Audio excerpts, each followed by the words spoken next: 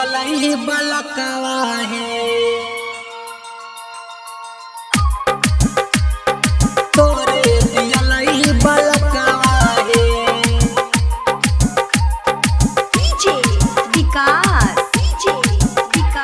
Presented by BM recording studio Alamnagar Madhepura. तोरे दियलई बलकवा है फलबा जुठाई दल खमैया तोरे दियलई बलकवा है तोरे दियलई बलकवा है फलबा जुठाई दल खमैया तोरे दियलई बलकवा है तोरे दियलई बलकवा है छै अभिनदन इ तब तया न जान माफ कई दी होइल कर गलतवा है फलबा जुठाई दल खमैया तोरे दियलई बलकवा है तोरे दियलई बलकवा है फलबा जुठाई दल खमैया तोरे दियलई बलकवा है तोरे दियलई बलकवा है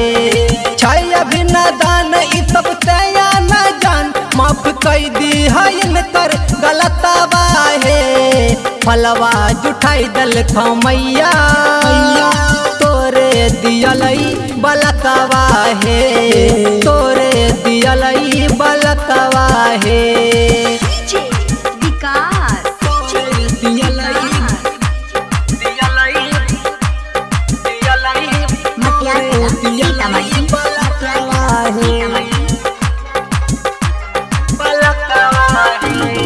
मिक्स बाय बलभद्र सिंह। कितनो हम एकरा नजर से बचलिए फिर भी है मैया बचा नहीं पैलिए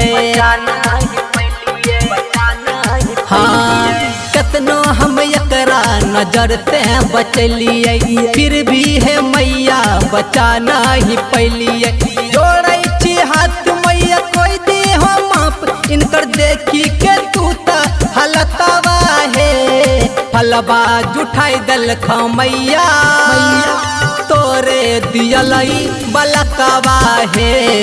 तोरे दियलई बलकवा है चुपबा जुठाई दल खमैया तोरे दियलई बलकवा है तोरे दियलई बलकवा है DJ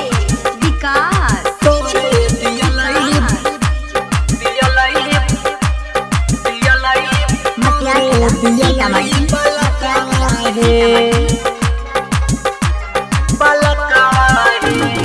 presented by BM recording studio Alamnagar Madhepura. कई दी हम कोई गरीब के मैया कैसे के लनबे दूसर नहीं छे रुपैया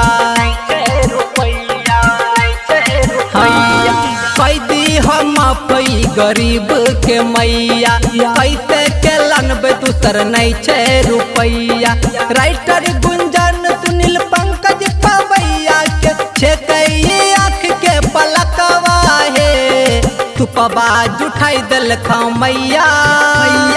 तोरे दियलई बलकवा है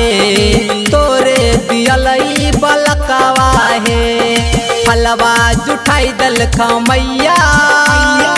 तोरे दियलई बलकवा है तोरे दियलई